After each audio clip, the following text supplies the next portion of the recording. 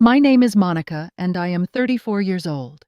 3 months ago, I buried my husband Derek, the man I thought I knew better than anyone in this world. We shared 8 years of marriage, a home, and what I believed was an unbreakable bond. But Derek had a secret. He had a garage he never let me enter, always locked, always off limits. When I finally opened that door, I discovered a truth that shattered everything I believed about our love. Before we dive into this story, I would love to know where you are watching from today. Drop your location in the comments below. If you are new here, please hit that like button and subscribe to join our community. Trust me, you will want to stay until the end because this story has twists that I still struggle to believe even though I lived through every painful moment of it. The first time I saw Derek, I was 25 years old and completely unprepared for how much one person could change my life.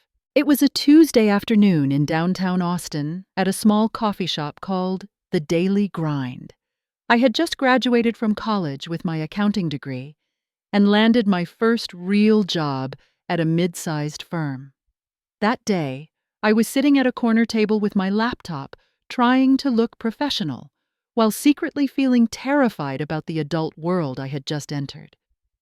The shop was quiet, just a few other customers scattered around, the smell of fresh roasted beans filling the air. I was so focused on a spreadsheet that I did not notice the tall man walking toward the counter until he tripped over the leg of a chair and sent his coffee splashing across my table.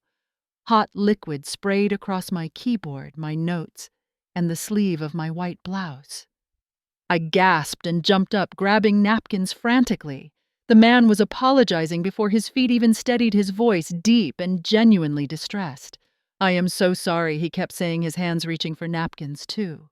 "I cannot believe I just did that. Please let me pay for your dry cleaning, your laptop, anything." When I finally looked up at him, my frustration melted almost immediately. He had warm brown eyes, the kind that crinkled at the corners when he smiled nervously. His hair was dark brown, slightly messy, and his hands were rough, calloused, in a way that told me he worked with them for a living. He wore jeans and a simple gray t-shirt, nothing fancy, but something about him felt solid and real. "I am Derek," he said, still dabbing at the mess on my table. "And I am usually not this clumsy, I promise." I laughed, despite myself. "I am Monica, and I really hope that is true, because my laptop might not survive another attack." He bought me a new coffee and insisted on staying until he was sure my laptop still worked. We talked for 2 hours. He told me he was a mechanic who specialized in restoring classic cars. He had his own garage on the outskirts of town, a small operation, but growing. His eyes lit up when he talked about engines and bodywork, about bringing old machines back to life. I found myself fascinated not by cars, which I knew nothing about, but by his passion. That conversation led to exchanged phone numbers. Phone numbers led to dinner the following Friday at a little Italian place near the river. Dinner led to walks along Lady Bird Lake as summer turned to fall. His hand warm in mine as we watched the sunset paint the water orange and gold. Derek was different from anyone I had dated before. He opened car doors for me, pulled out chairs at restaurants, remembered small details like my favorite flower being sunflowers and my dislike of mushrooms. He listened when I talked about my boring accounting work as if it were the most interesting thing he had ever heard. He made me feel seen in a way no one else ever had. 3 months into dating, I met my parents for the first time with Derek by my side. My mother, Patricia, was skeptical at first. She had always imagined me with a lawyer or a doctor, someone with a fancy degree. But within an hour, Derek had charmed her completely. He complimented her cooking, helped my father fix a leaky faucet under the kitchen sink, and made everyone laugh with stories about the crazy things customers brought to his garage. My father, Robert, shook Derek's hand firmly at the end of the night and told me later that one is a good man, Monica. He has honest hands. When I asked Derek about his own family, a shadow crossed his face. "My parents passed away when I was young," he said quietly. "Car accident. I was 18, just starting community college. Had to drop out, get a job, figure things out on my own. I do not have any siblings, so it has just been me for a long time. My heart broke for him. I reached across the table and held his hand, promising myself that I would become his family. I would fill that emptiness he carried, give him the love and stability he had lost. After a year of dating, Derek took me back to the daily grind, to the exact table where we had met. He got down on one knee right there in front of the other customers, and the barista who remembered us, and asked me to be his wife. The ring was simple, a small diamond on a gold band, but it was perfect. I said yes before he even finished the question. Our wedding was small and intimate, held at a vineyard outside Austin on a perfect October day. My family was there along with a handful of my friends from work and college. Derek's side was sparse. A few buddies from the mechanic world, some regular customers who had become friends over the years. No family at all. It made me hold him tighter during our first dance, determined to be everything he needed. We bought a small house in a quiet neighborhood, a 3-bedroom ranch with a big backyard and a detached garage that Derek immediately claimed as his workspace. He spent the first month after our honeymoon expanding it, adding equipment, soundproofing the walls. It became his sanctuary, the place where he spent hours restoring beautiful old cars for clients who paid well for his expertise. The first few years of marriage were everything I had dreamed of. We fell into an easy routine. I left for work at 8 each morning, dressed in my sensible slacks and blouses, armed with my calculator and my coffee thermos. Derek headed to the garage around the same time, often not coming back into the house until dinner. In the evenings we cooked together, watched movies, talked about our days. Weekends meant sleeping in farmers market trips and lazy afternoons in the backyard. We talked about children often. Both of us wanted them at least 2, maybe 3. We wanted to wait until we were more financially stable, until the mortgage was more manageable, until Derek's business was solid enough that he could take time off for a newborn. It felt responsible. It felt like we had all the time in the world. But there were small things, little inconsistencies that I noticed and then deliberately ignored. The garage, for instance. Derek kept it locked at all times with a combination lock on the main door and a deadbolt that required a key. When I asked about it, he explained that his equipment was expensive, that some of the cars he worked on were worth hundreds of thousands of dollars, that he could not risk theft or vandalism. It made sense. I did not push. His phone was another thing. Sometimes it would ring late at night, and he would slip out of bed to answer it in the hallway or the bathroom. When I asked, he always said it was a demanding client, someone on the East Coast who forgot about the time difference, or a parts supplier from overseas. I believed him. Why would I not? He had never given me a reason to doubt. Then there were the business trips. Once or twice a month, Derek would pack a small bag and drive to other cities. Houston, Dallas, San Antonio. He said he was tracking down rare parts for restoration projects, meeting with collectors, attending car shows. He always came back with stories, with photographs on his phone, of beautiful vintage automobiles, with small gifts for me picked up from roadside shops along the way. I trusted him completely. I had built my entire life around that trust, around the belief that Derek was exactly who he appeared to be, a hard-working, loving husband who adored me as much as I adored him. The alternative that he might be hiding something significant never seriously crossed my mind. One evening about 5 years into our marriage, I came home early from work with a stomach bug.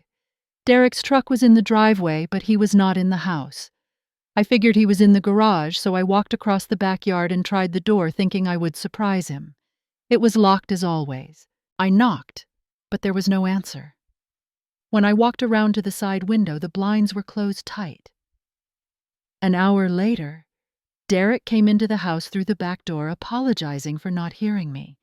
He said he had been running a loud sander, had his ear protection on. He brought me soup and medicine and tucked me into bed, and I forgot all about the strange feeling I had gotten standing outside that locked garage. Looking back now, I can see all the warning signs I missed, the receipts from hotels that he explained away, the extra cell phone I found once in his glove compartment that he said was a backup for business, the times he seemed distracted, distant, his mind clearly somewhere else, even as he sat beside me on our couch. But love makes you blind, or maybe it makes you choose blindness. I wanted to believe in us so badly that I refused to see anything that threatened that belief. I told myself I was lucky. I told myself I had found one of the good ones. I told myself that for 8 years. And then Derek died, and I had to open that garage, and I discovered that I had never really known my husband at all. The morning Derek died began like any other Saturday in October.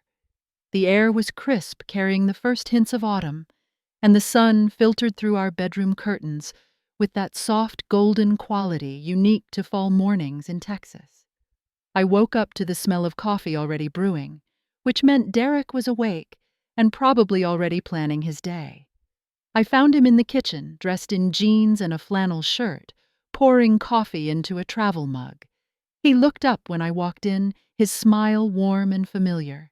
"Hey there, sleepyhead," he said, leaning over to kiss my forehead. "I have to run down to San Antonio today, pick up some parts for the Chevelle project. Should be back by dinner." I nodded, still groggy, reaching for my own coffee cup. "Drive safe," I murmured. "Call me when you get there." "Always do," he said. He grabbed his keys, kissed me one more time, and headed for the door. "Love you, Monica." "Love you too."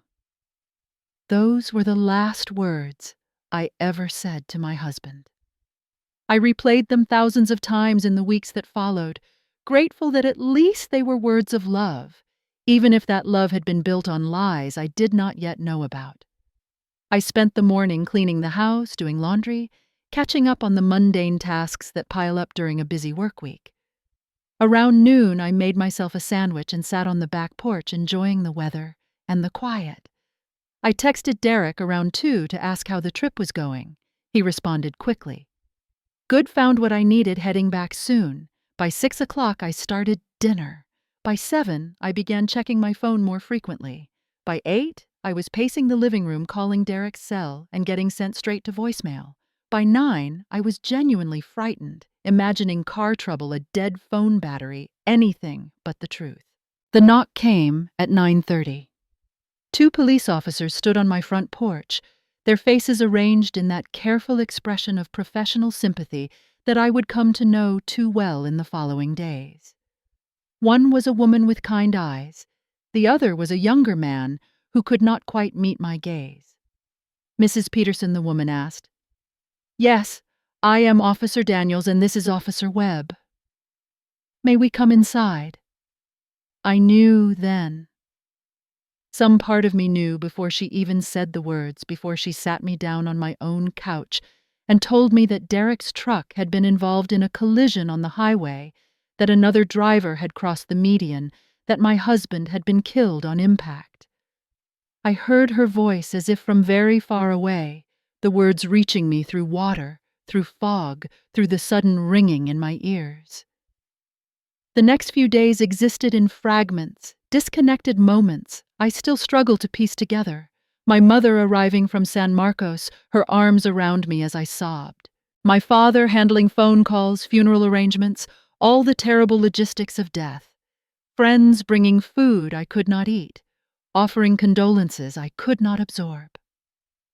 The funeral was held on a gray Thursday morning at a chapel near our home. I had chosen Derek's best suit, the one he wore to weddings and important meetings, and the funeral director had done his best to make him look peaceful. But it was not him. The man in that casket was a shell empty of everything that had made Derek Derek. His laugh, his warmth, the way his eyes crinkled when he smiled. All gone. I noticed things at the funeral that I was too numb to fully process at the time. The sparse attendance, for one. My family filled half the chapel, and a scattered handful of Derek's acquaintances filled a few more pews, but there were no relatives on his side, no childhood friends, no one who had known him before he came to Austin. I had sent a notice to the local paper, hoping maybe distant cousins or old friends might see it and come. No one did. Derek had told me he was alone in the world, and his funeral seemed to confirm it. But looking back, I wonder if the truth was more complicated. I wonder if the people who knew the real Derek simply did not want to show their faces. After the burial, after the reception at my parents' house, after everyone finally left, and I was alone in our home for the first time since the accident, I sat on our bed and tried to understand that my life had fundamentally changed. The pillow beside mine still held the indent of Derek's head. His reading glasses sat on the nightstand. His slippers peeked out from under the bed. He was everywhere and nowhere, and I did not know how to exist in a world where he no longer did. The weeks that followed were a blur of grief and paperwork. I took a leave of absence from work. I barely ate, barely slept, barely left the house, except when absolutely necessary. My mother stayed with me for 2 weeks, doing her best to keep me functional, to make sure I showered and ate at least 1 meal a day. When she finally had to return home, I promised her I would be okay. I was not sure if that was a lie, but I knew I could not ask her to put her own life on hold indefinitely. I had to learn how to survive this on my own. It was not until nearly 3 months after Derek's death that I forced myself to look at our finances. I had been avoiding it partly because the task felt overwhelming, and partly because money had always been Derek's domain. He handled our joint accounts, paid the bills, managed our investments. I trusted him to take care of it just as I trusted him with everything else. What I found made my stomach drop. Our savings account, which I had believed held a comfortable cushion for emergencies, contained barely $8,000. I remembered it being much higher the last time I looked, but I could not recall exactly when that was. The checking account was adequate but not abundant. Certainly not enough to cover more than a few months of mortgage payments and living expenses without my salary. Derek's life insurance policy, which I had thought was substantial, turned out to be far smaller than I expected. $50,000, not the $200,000 we had discussed years ago when we first got married. Had he reduced the coverage without telling me? Had I simply misremembered? The mortgage statements showed we were current, but only barely. Derek had apparently been making minimum payments for the past year, and our equity had not grown the way I assumed it would. Credit card bills appeared that I did not recognize charges at stores and restaurants in cities I had never visited with him. Something was very wrong. I spent 3 days going through every financial document I could find, piecing together a picture that made less and less sense the more I examined it. Derek's business accounts showed steady income, but large withdrawals appeared regularly transferred to an account I did not have access to. Where had that money gone? The answer, I realized, might be in the garage. The garage that had been locked for 8 years. The garage I had never been allowed to enter, the garage that now legally belonged to me. If I was going to understand what had happened to our money, and maybe understand what had really been going on in my marriage, I needed to open that door. Finding the key proved more difficult than I expected. I searched Derek's usual spots first: his dresser drawers, his nightstand, the bowl by the front door where he tossed his everyday keys. Nothing. I went through his jackets, his jeans pockets, his work boots. Still nothing. The combination lock on the garage door was useless without the code, and Derek had never shared it with me. I tried obvious combinations: our anniversary, his birthday; my birthday, the address of our house. None worked. Finally, in desperation, I started searching places I had never thought to look before: behind furniture, inside books, taped to the back of picture frames. It was in his closet that I finally found it, in a small wooden box, hidden beneath a pile of old sweaters at the very back of the top shelf. Inside the box was a single key, brass, and unremarkable, along with a slip of paper with 6 numbers written in Derek's handwriting. My hands trembled as I held them, these small objects that represented the last barrier between me and whatever secrets my husband had kept. I walked to the garage slowly, each step feeling heavier than the last. The autumn air had turned cold and my breath puffed out in small white clouds. The garage loomed before me, ordinary looking on the outside, just a metal building with a rolling door and a side entrance. I had walked past it thousands of times without thinking. Now it felt ominous, like something out of a horror movie. I entered the code on the combination lock, heard it click open, then used the key on the deadbolt. The door swung inward with a creak of unused hinges. Inside, the air smelled of motor oil, metal shavings, and something musty like old paper. I fumbled for the light switch, found it, and fluorescent bulbs flickered to life above me. At first glance, it looked exactly like what it was supposed to be, a mechanic's workshop. There were tool benches along the walls covered with wrenches and screwdrivers and various implements I could not name. 2 cars sat in the main space, both covered with tarps, presumably projects in various stages of completion. Shelves held boxes of parts, cans of oil, cleaning supplies. But as my eyes adjusted and I looked more carefully, I noticed something odd at the back of the garage. A large metal shelving unit was pushed against the rear wall at a strange angle, not quite flush, as if it had been moved recently. I walked toward it, my footsteps echoing on the concrete floor. Behind the shelving unit was a door. Not a large door, just a standard interior door, painted the same gray as the walls, so it blended in almost perfectly. If you were not looking for it, you would never notice it. My heart began to pound. In 8 years of marriage, I had never known this door existed. I pulled the shelving unit aside, the metal scraping loudly against the concrete. The door had no lock, just a simple knob. I turned, it pushed the door open and stepped into whatever lay beyond. What I found on the other side changed everything. The room behind the door was small, maybe 10 feet by 10 feet, but it was clearly not a storage space or a workshop extension. It was an office. A secret office hidden inside my husband's garage, unknown to me for our entire marriage. There was a desk against one wall, old but sturdy, with a worn leather chair pushed up to it. A computer sat on the desk, an older model with a dusty monitor. Filing cabinets lined another wall, 2 of them both closed but not locked. A small lamp provided additional light beyond the single overhead bulb. But it was the walls that stopped me cold. Photographs covered nearly every inch of available space. Photographs of Derek with another woman. Photographs of Derek with a child. Photographs of a life I knew nothing about. I moved closer, my legs feeling numb beneath me. The woman in the pictures was beautiful. There was no denying it.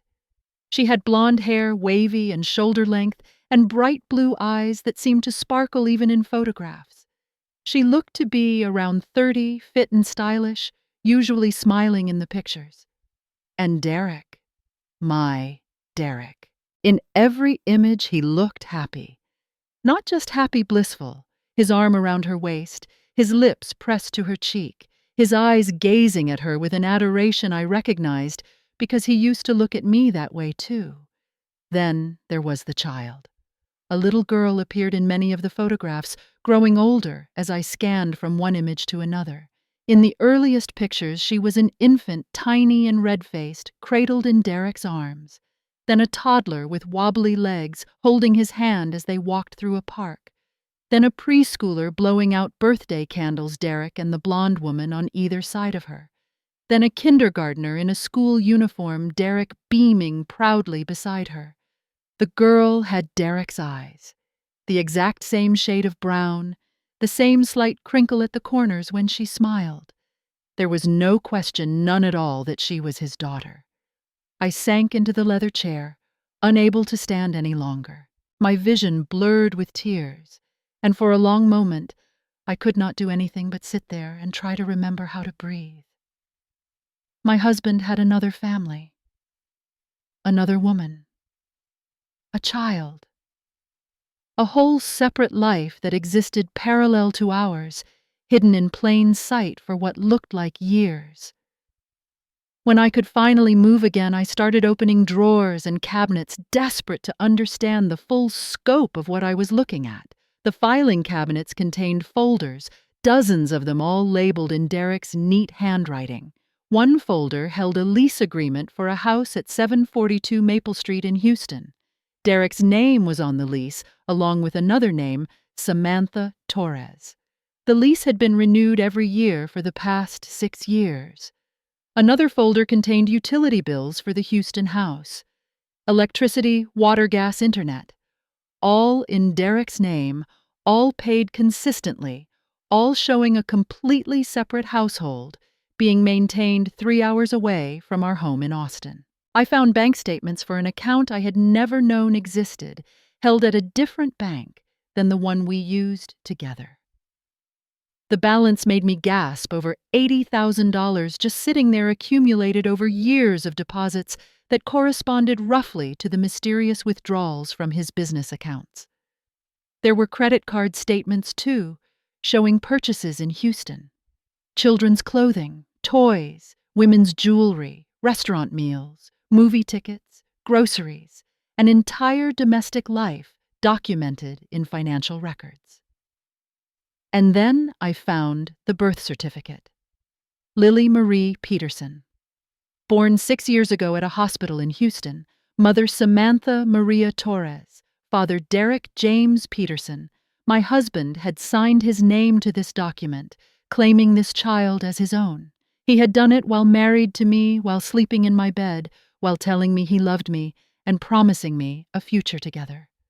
The betrayal hit me in waves, each new discovery, adding another layer of pain. I found cards Lily had made for him, crayon drawings labeled Daddy in childish handwriting. I found a folder of her school progress reports, her vaccination records documentation of her first steps and first words.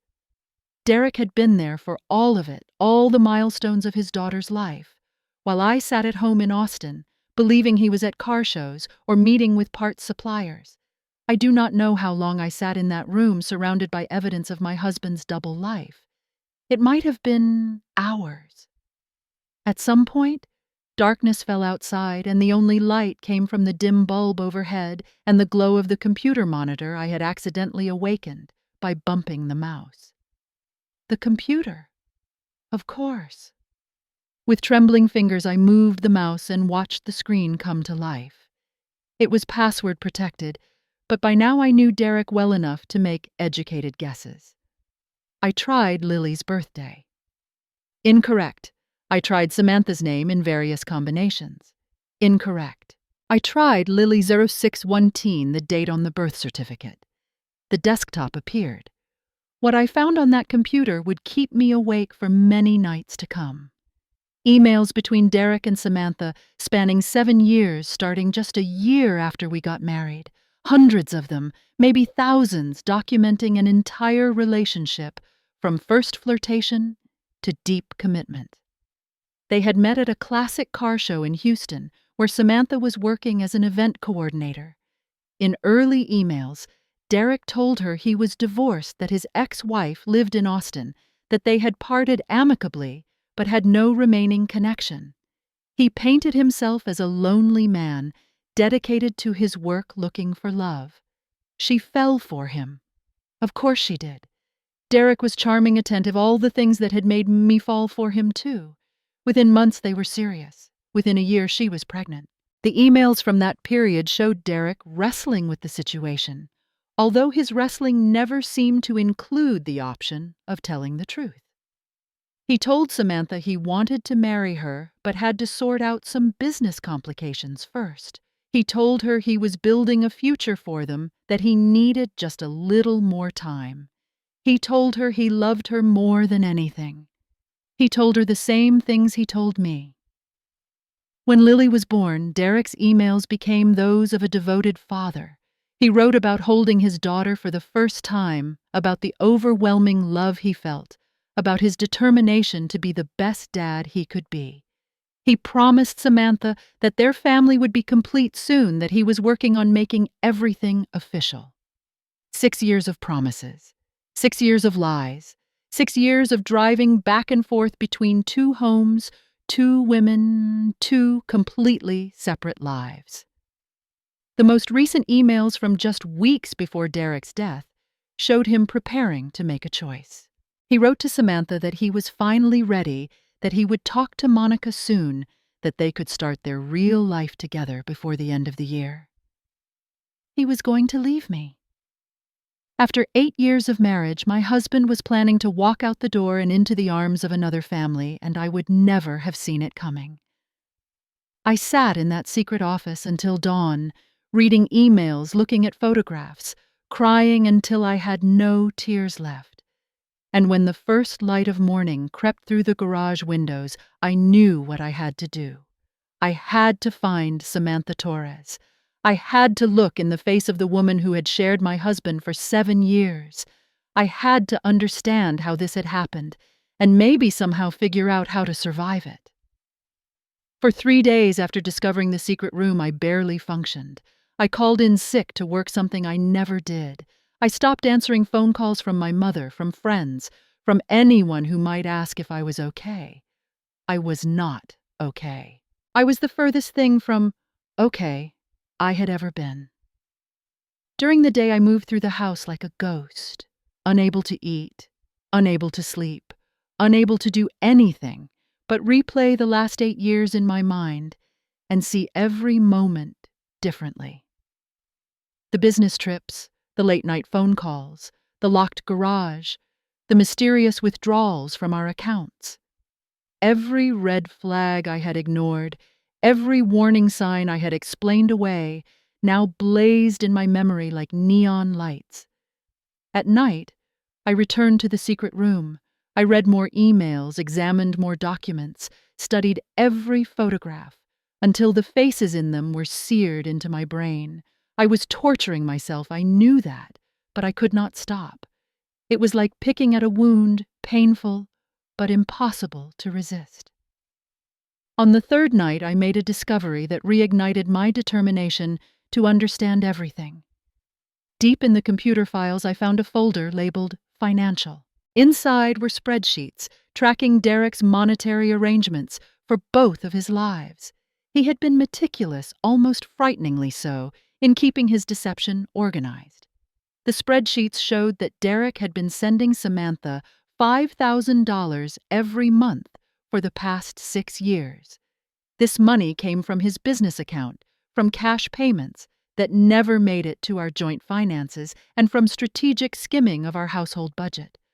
Over 6 years, he had funneled more than $360,000 to his other family.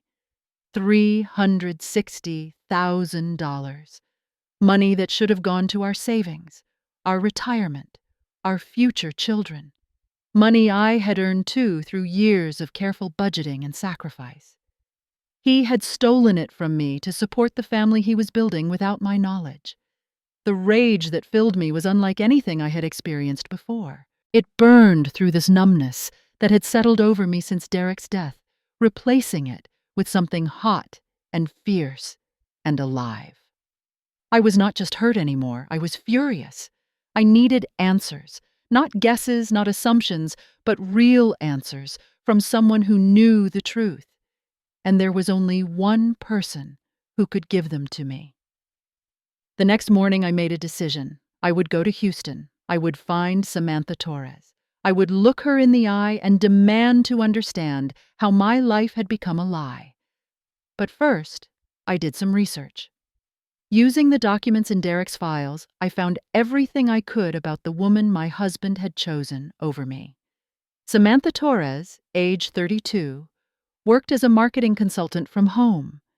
She had grown up in Houston, attended the University of Texas for her undergraduate degree, and had never been married. She lived in the house Derek paid for, raising the daughter Derek had fathered. I also found her social media profiles, which were largely private but offered glimpses of her life. Photos of Lily at school events, posts about weekend activities. A memorial post from 3 months ago, mourning the sudden loss of Derek Peterson, the love of her life. She had grieved him too. She was grieving him still. Derek had lied to her too.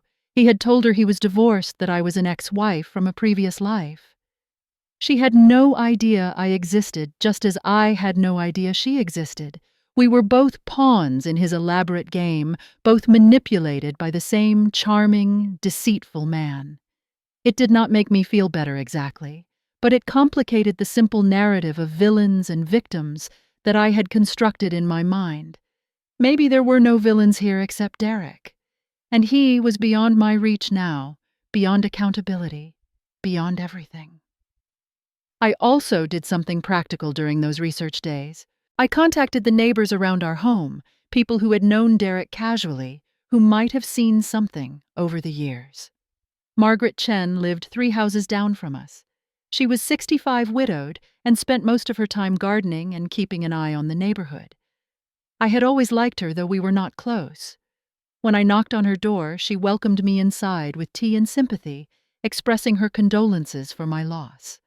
I did not know how to ask what I needed to ask, so I started carefully. Margaret did.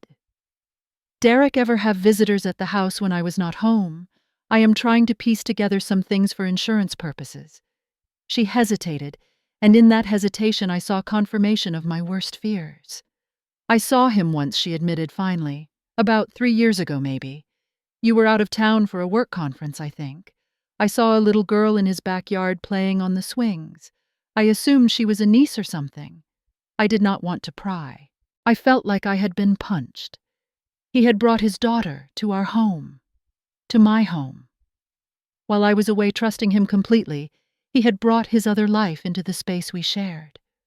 Margaret must have seen something on my face because she reached for my hand. I am so sorry, dear. I should have mentioned it at the time. I just did not think anything of it. I thanked her and left my mind reeling with this new information. I also visited the auto parts store Derek frequented, a place called Classic Motors Supply, about 15 minutes from our house. The owner, Frank, was a grizzled man in his 60s who had known Derek for years. When I told him I was Derek's widow, his face softened with sympathy. "Great guy," he said, "one of my best customers. Used to show me pictures of his daughter all the time. Cute little thing. You must miss them both." I stared at him. His daughter? Yeah, the little blonde girl. Lily. Right? He talked about her constantly. Said she was the light of his life. Frank assumed I knew. He assumed Derek's daughter was common knowledge, that I was the mother, that everything was normal and legitimate. I did not correct him. I just nodded numbly and walked away. Everyone knew. The neighbor. The parts dealer. Probably others. Everyone except me. That night I sat in Derek's secret office one more time and read through his emails to Samantha with fresh eyes. I had focused before on the betrayal, on the lies, on my own pain. Now I looked for something else, what he had told her about me. The answer was almost nothing. In hundreds of emails spanning 7 years, Derek mentioned me exactly twice. Once early on, when Samantha asked about his past, "I was married briefly in my 20s, he wrote. It did not work out. She lives in Austin, and we have no contact. Very amicable, but definitely over. The second time was just weeks before his death. I have some loose ends to tie up from my past. Nothing serious, just some paperwork and financial stuff. Once it is done, I will be free to move forward with you and Lily.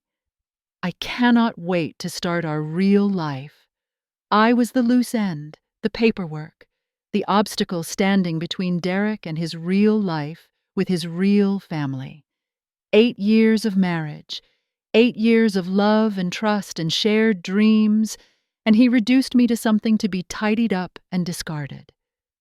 That was when I finally found my anger, the kind that burns clean instead of destructive. I was not going to be a victim anymore.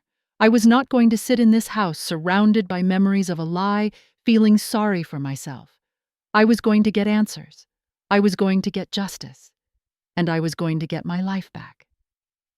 The next morning, I got in my car and drove 3 hours to Houston. The house at 742 Maple Street was exactly what the photographs had shown: a modest white ranch with green shutters, a small front yard with a swing set visible around the side, and a general air of comfortable domesticity. There were flower boxes under the windows, cheerful with late-season blooms. A child's bicycle lay on its side near the front steps. I sat in my car across the street for nearly an hour, watching, trying to gather my courage, trying to figure out what I was going to say. What do you say to the woman who unknowingly shared your husband for 7 years? What do you say to the mother of his secret child? I had rehearsed various speeches in my head during the drive, but none of them felt right. There were no right words for this situation. Finally, before I could lose my nerve, I got out of the car and walked to the front door. My hand trembled as I reached for the doorbell. I pressed it and waited. The door opened, and there she was. Samantha Torres in the flesh, more beautiful than her photographs, but also more fragile-looking. Her blonde hair was pulled back in a messy ponytail. Her blue eyes were red-rimmed, the eyes of someone who had been crying recently. She wore yoga pants and an oversized sweater, and she looked at me with confusion. At first, then dawning recognition. "You are Monica," she said. Her voice was hoarse. She had been crying a lot, I realized, maybe as much as I had. "Yes." "And you are Samantha." She nodded, and for a long moment we just stood there, 2 women bound together by the lies of a man we had both loved. "Come in," she said, finally stepping aside. "I think we have a lot to talk about." The inside of the house was cozy and lived in. Photographs of Lily covered nearly every surface. School pictures, vacation snapshots, candid shots of her playing and laughing. Derek appeared in many of them, the devoted father, the loving partner. I recognized the expression on his face in those pictures. It was the same expression he had worn in our wedding photos. We sat in the living room on opposite ends of a comfortable couch. Samantha offered me coffee or tea. I declined. I could not imagine putting anything in my stomach right now. "How did you find out?" she asked quietly. "The garage," I said. After Derek died, I needed to sell it. I found the hidden room, the photographs, the documents, everything. Samantha closed her eyes briefly, pain flickering across her face. "He told me he was divorced," she said. "He told me from the very first night we met." I had no idea, Monica. I swear to you, I had no idea you existed. I believed her. Looking at her face, hearing her voice, I could not see deceit. I saw a woman as devastated as I was, maybe more so, because she had a child to consider, a child who had lost her father, without ever knowing the full truth. "Tell me everything," I said. "From the beginning. I need to understand." And so she did. They met 7 years ago at a vintage car exhibition in Houston, where Samantha was working as part of the event coordination team. Derek had been charming and attentive, singling her out for conversation, making her laugh. By the end of the weekend, he had her phone number. Within a month, they were dating seriously. He told me his marriage had ended years before Samantha said. He said you lived in Austin, that you had split amicably, that there was nothing between you anymore. He said he was lonely, that he threw himself into his work because he had nobody to come home to. I felt sick listening to this. He had used loneliness as bait, painted himself as a sympathetic figure in need of love. It was the same approach he had used on me. When I got pregnant with Lily, Samantha continued, I expected him to run. A lot of men would have, but he was thrilled. He cried when I told him. He said he had always wanted to be a father, that this was the best thing that had ever happened to him. The same words he had said to me about our imaginary future children, the ones we were always planning to have someday. He asked me to marry him, Samantha said, right after Lily was born, but he said there were complications with his business with finances. He said we needed to wait until things were more stable. He promised it would happen soon. He promised every year for 6 years. Her voice broke on the last word. She had believed him. Year after year, promise after promise, she had believed that he would make good on his word. Just as I had believed he was faithfully mine. I did not know about you until after the accident, Samantha said. I saw the news report and they mentioned his wife, his current wife, in Austin. I thought there was some mistake. I called the funeral home and they confirmed it. Derek Peterson survived by his wife Monica. What did you do? I asked. I fell apart, she said simply. I could not go to the funeral because I could not face you, could not face the truth. I have been falling apart ever since. And I cannot even explain it to Lily properly. She does not understand why we could not say goodbye to Daddy with everyone else. She does not understand anything. As if summoned by her name, a door opened down the hallway and a small figure appeared.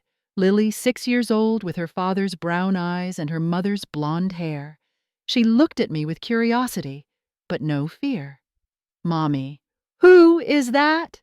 Samantha wiped her eyes quickly and managed a smile. This is Monica Sweetie.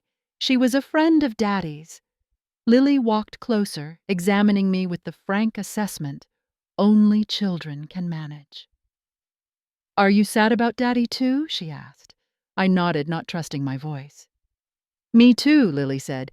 She sat down beside her mother, leaning against her. Daddy is in heaven now. That is what Mommy says. He can see everything from up there.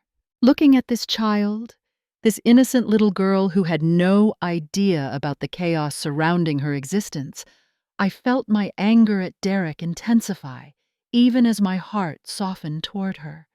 She was blameless. She was just a child who loved her father and missed him. Whatever fury I felt toward Derek, I could not direct any of it at her. After Lily went back to her room to play Samantha, and I talked for hours. We compared notes, matched timelines, filled in each other's gaps. It became clear that Derek had been meticulous in his deception, keeping his two lives completely separate, never slipping up, never leaving obvious traces. Until the garage. Until his death forced open the doors he had kept so carefully locked. There was one more thing I needed to know. The day he died, I said. He told me he was going to San Antonio. Was he actually here? Samantha nodded slowly. He spent the morning with us. He took Lily to the park. He had lunch with me. He left around 3 to drive back to Austin. To you. He died on his way home from his other family. His last day had been spent here in this house with them. I had kissed him goodbye that morning, thinking he would be hunting for car parts. Instead, he had driven straight to the woman he was planning to leave me for. The irony was almost too much. If he had not been living a double life, he would not have been on that highway at that hour. He would have been home with me. He would probably still be alive. Before I left, Samantha asked me what I planned to do. About the money, the house, Lily's future. I told her I did not know yet. I needed time to think, to process, to figure out what was fair and what was right. I drove back to Austin as the sun was setting, my mind churning with everything I had learned. I had answers now, or at least more pieces of the puzzle. But answers did not heal the wound Derek had left. They only helped me understand its shape. The weeks following my meeting with Samantha were the hardest of my life, but also the most transformative. I had a choice to make. I could let Derek's betrayal destroy me, or I could find a way to rise above it. For a while, I was not sure which way I would go. The first step was practical. I contacted a lawyer, a woman named Patricia Collins, who specialized in estate and family law. I laid out the whole situation for her, the secret family, the hidden accounts, the years of financial deception. She listened without judgment, taking notes, asking clarifying questions. When I finished, she leaned back in her chair. You have grounds to recover a significant amount of money, she said. Under Texas law, the funds Derek diverted from your marital assets without your knowledge belong to both of you. The fact that he used them to support another household does not change that. What about the house in Houston? I asked. More complicated, Patricia admitted. It is in his name alone, and Samantha has been living there as a tenant, essentially. But you could potentially claim it as part of his estate, or at least claim the equity he built in it. I thought about Lily, about her pink bedroom, and her swing set in the backyard. I thought about Samantha, who had been deceived just as thoroughly as I had been. I do not want to take their home, I said. Lily did not do anything wrong. Neither did Samantha, really. They were lied to, just like me. Patricia nodded slowly. Then what do you want? I want what is fair, I said.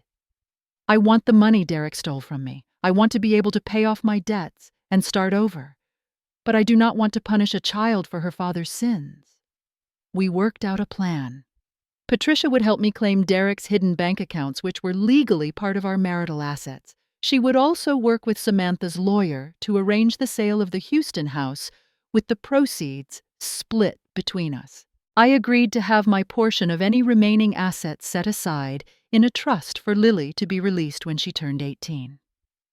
It was not about being generous. It was about being able to live with myself when this was all over. The legal process took months, but eventually everything was resolved. Derek's hidden accounts were transferred to me, $82,000 that should have been part of our savings all along. The Houston house sold for $340,000, and after the mortgage was paid off, Samantha and I each received about $90,000. My portion went toward my own debts, with the remainder deposited in Lily's trust. I also sold Derek's garage and all its contents. The vintage cars, the specialized equipment, the tools he had accumulated over years. A collector from Dallas bought most of it for $170,000. Combined with the insurance money and the recovered funds, I had enough to pay off my mortgage, settle all outstanding debts, and have a cushion left over. More importantly, I had enough to start fresh. I put the Austin house on the market. I could not live there anymore, surrounded by memories that were all tainted now. Every room reminded me of Derek, of the life we had built together, of all the moments I had thought were real, but now understood differently. The buyer was a young couple expecting their first child, and I hoped they would fill those rooms with genuine happiness. I found a small apartment in a newer part of town, close to downtown, close to my office. It was modern and clean, with big windows that let in lots of light. I furnished it slowly, choosing things that were mine alone, things Derek had never touched or seen. Rebuilding my professional life was easier than rebuilding my personal one. I returned to work, threw myself into projects, took on extra responsibilities. My colleagues knew about Derek's death, but not about the revelations that followed. To them, I was just a grieving widow, getting her feet back under her. I let them think that. The truth was too complicated, too painful to share with casual acquaintances. The hardest part was the social judgment from those who did learn pieces of the story. News travels in strange ways, and eventually some people in our community learned about Derek's double life. Most were sympathetic, but a few seemed to blame me somehow, as if I should have known, as if my ignorance was a personal failing. One former neighbor, a woman I had never particularly liked, cornered me at the grocery store. "I always thought something was off about him," she said smugly. "I cannot believe you never noticed. Were you just not paying attention?" I looked at her calmly, though inside I was seething. "He was a professional liar," I said. "He fooled everyone, including his other family. If you saw through him, you should have said something." "You did not, so I guess you were fooled too." I walked away before she could respond. I was done letting other people make me feel ashamed for being deceived by someone I loved. Samantha and I stayed in touch, mostly for Lily's sake. The little girl asked about me sometimes, and Samantha thought it would be good for her to have some connection to her father's other life, some acknowledgement that Monica existed and was not an enemy. About 6 months after Derek's death, I visited Houston again. Samantha had moved to a smaller apartment using the money from the house sale to pay off her own debts and set up a college fund for Lily. She looked better than she had when I first met her. The red-rimmed eyes were gone, replaced by something like peace. Lily remembered me and was excited to show me her new room, her new school, her new friends. She talked about Derek sometimes, but less than before. She was adjusting the way children do, finding new routines and new sources of happiness. Before I left, Samantha thanked me. For being fair, she said, for not punishing Lily, for treating us like people instead of enemies. We were not enemies, I said. We were both casualties of the same war. It was the closest thing to closure either of us would ever get. Time passed. Seasons changed. The sharp edges of my grief and anger gradually wore down into something more manageable, something I could carry without being crushed. I started seeing a therapist, a kind woman named Dr. Elena Ruiz, who specialized in trauma and betrayal. With her help, I began to understand that what happened was not my fault. I had trusted my husband because that is what you do in a marriage. I had believed his lies because they were believable, because he was skilled at telling them, because I had no reason to suspect anything different. Trust is not a weakness, Dr. Ruiz told me during one session. It is a gift you give to another person. Derek abused that gift. That is his failing, not yours. Slowly, I started to believe her. I also joined a support group for women who had experienced infidelity. It was not something I ever imagined myself doing, sitting in a circle of folding chairs in a community center basement, sharing my story with strangers. But there was something powerful about hearing other women's experiences, about realizing I was not alone. One woman in the group became a close friend.